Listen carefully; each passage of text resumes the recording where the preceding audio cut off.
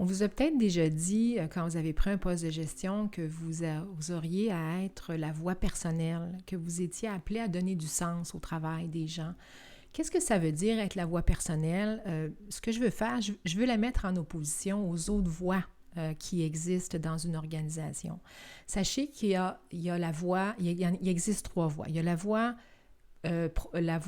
corporative, donc la voix plus officielle de l'organisation, et généralement, cette voix-là, elle est portée par les communications officielles, les communiqués de presse, ce genre de choses-là. Sachez que assez peu de gens valorisent cette première voix, donc qui est la voix corporative. Ceci dit, elle est nécessaire, bien sûr, mais n'est pas la voie privilégiée.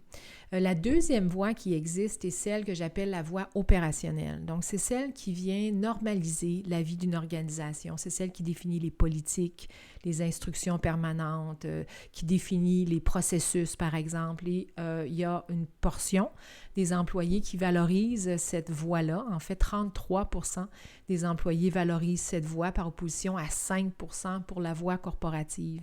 Sachez toutefois que la voie qui semble être la plus porteuse pour les employés des organisations est justement la voie personnelle. La voie personnelle, c'est qui? C'est vous, dans votre rôle.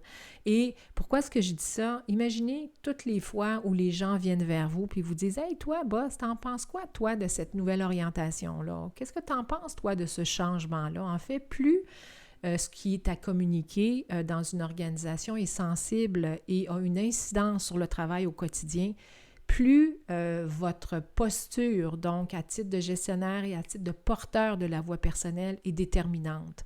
Donc, en prenant un rôle de gestion, sachez que vous êtes la voix personnelle de l'organisation. Et en sachant comment communiquer, comment vous investir de ce rôle peut faire une très, très belle différence dans la mise en œuvre des changements puis des transformations dans nos organisations.